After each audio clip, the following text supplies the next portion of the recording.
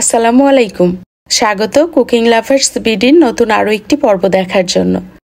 আজকের পর্বে করে দেখাচ্ছি চিকেন রোজ বান। এই চিকেন রোজ বানগুলো দেখতে যেমন সুন্দর, খেতেও অসম্ভব মজাদার আর তৈরি করাও সহজ। চলুন একসাথে তৈরি করি। প্রথমে ডো তৈরি করে নেওয়ার জন্য একটা বড় মিক্সিং বোলে নিচ্ছি 2 কাপ ময়দা, চাইলে আটা দিয়েও করা যাবে।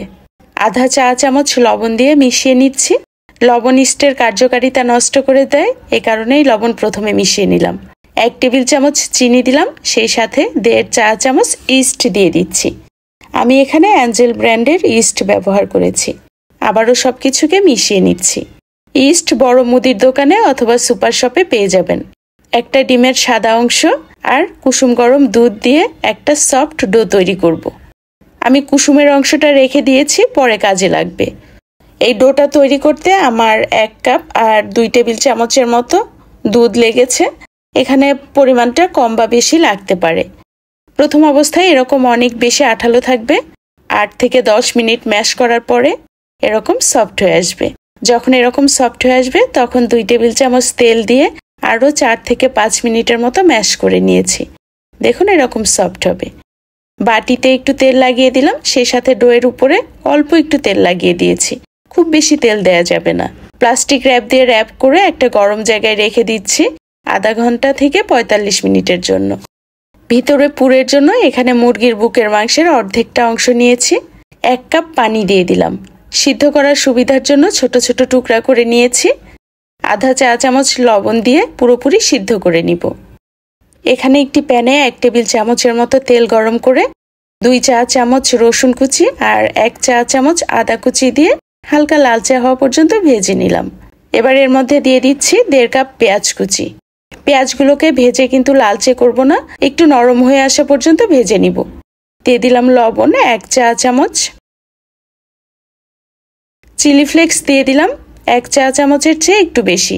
স্বাদ বুঝে বাড়িয়ে কমিয়ে নিতে পারবেন।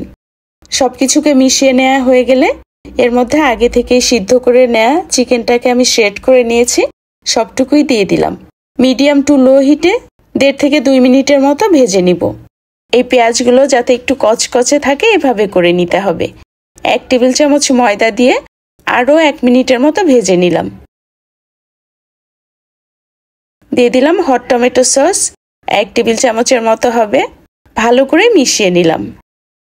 এবার দিয়ে দিচ্ছি 1 কাপ দুধ। আগেই জাল করে ঠান্ডা করে নিয়েছিলাম। চুলার আঁচ একেবারে কমিয়ে মিশিয়ে নিচ্ছি। এই পর্যায়ে দিয়ে দিচ্ছি সবুজ আর লাল কাঁচামরিচ কুচি। দিয়ে দিলাম 1 চা চামচের 8 ভাগের 1 ভাগ গোলমরিচ গুঁড়া আর 1 টেবিল চামচ বাটার। মিশিয়ে নিয়ে নামানোর আগে ধনিয়া পাতা কুচি করে দিলাম। এখানে বাটার দিলে পুরের মধ্যে খুব সুন্দর একটা ফ্লেভার পাওয়া যায়। হাতের কাছে না থাকলে বাদ দিতে পারবেন। এই পুরটাকে কিন্তু অনেক শক্ত করা যাবে না। আমি নামিয়ে ঠান্ডা করে নিচ্ছি। এদিকে 45 মিনিট পরে ডোটা ফুলে দ্বিগুণের চেয়ে বেশি হয়ে গেছে।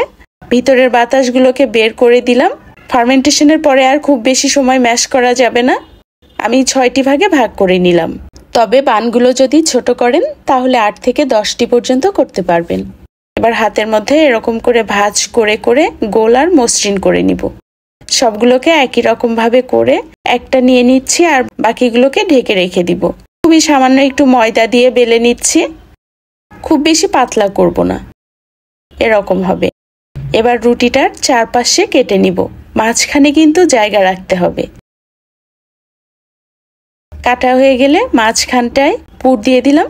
পুর কিন্তু একেবারে কম দিবেন না, তাহলে বানগুলো খেতে অত মজাদার হবে না। এবার এক পাশ থেকে উঠিয়ে পুরের উপর দিয়ে এই পাশে বসিয়ে দিলাম। উল্টা পাশ থেকে উঠিয়েও বসিয়ে দিচ্ছি। আর 2 পাশের কিনারগুলোতে কিন্তু পানি লাগিয়ে নিতে হবে, তাহলে সহজে আটকে যাবে। এবার এই মাথাগুলোকে একটু ভাঁজ করে গোলাপ ফুলের মতো করে দিচ্ছি। এই তো হয়ে গেছে। উপর থেকে কিছুটা চিজ দিয়ে দিচ্ছি।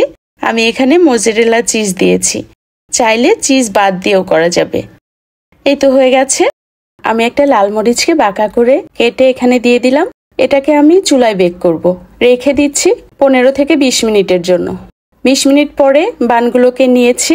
আগের চেয়ে বেশ খানিকটা ফুলেছে। এখানে যে ডিমের কুসুমটা রেখেছিলাম, কুসুমের সঙ্গে সামান্য একটু পানি দিয়ে ভালো মতো মিশিয়ে নিয়ে সবগুলো বানে লাগিয়ে নিলাম। সাদা তিল ছড়িয়ে দিলাম দেখার সৌন্দর্যের জন্য। এবার 160 ডিগ্রি প্রিহিটেড ওভেনে বেক করে নিচ্ছি 25 থেকে 30 মিনিটের জন্য, বা যতক্ষণ না পুরোপুরি কালার চলে আসছে। চুলায় বেক করা বানের উপরে আমি একটু কালো জিরাও দিয়েছি। এখানে একটা সিলভারের কড়াই আমি আগেই গরম করে নিয়েছি, উপরে স্টিলের ঢাকনা দিয়ে ঢেকে দিলাম, এতে করে খুব সুন্দর কালার আসবে। কড়াইয়ের নিচে আমি একটি তাওয়া দিয়েছি। চুলার আঁচটা একেবারে কমও থাকবে না।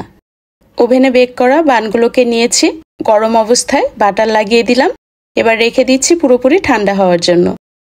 এদিকে চুলায় বেক করা বানটাও হয়ে গেছে, দেখতে পাচ্ছেন কালার চলে এসেছে।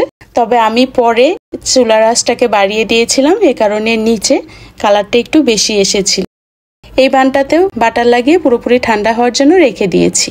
বানগুলো এখন মোটামুটি ঠান্ডা হয়ে গেছে, এখনো পুরোপুরি ঠান্ডা হয়নি, তারপরেও দেখুন কতটা তুলতুলে হয়েছে। চুলায় বেক করা বানটা যেহেতু একটু জাল বেশি হয়েছিল, তাই নিচে লাল হয়ে গেছে। একটি বান আমি কেটে দেখিয়ে দিচ্ছি। দেখুন ভিতরটা কতটা স্পঞ্জি হয়েছে আর চিকেনের পুরে ভরা। এই বানগুলো যদি একবার ঘরে তৈরি করা শিখে যান, বাইরে থেকে কেনা বান আর খেতেই মন চাইবে না। বাসায় তৈরি করে দেখতে পারেন, আশা করছি আপনাদেরও পছন্দ হবে। রেসিপিটি ভালো লাগলে ফ্রেন্ডস ও ফ্যামিলির সঙ্গে শেয়ার করবেন। ভালো থাকবেন সবাই, আল্লাহ হাফিজ।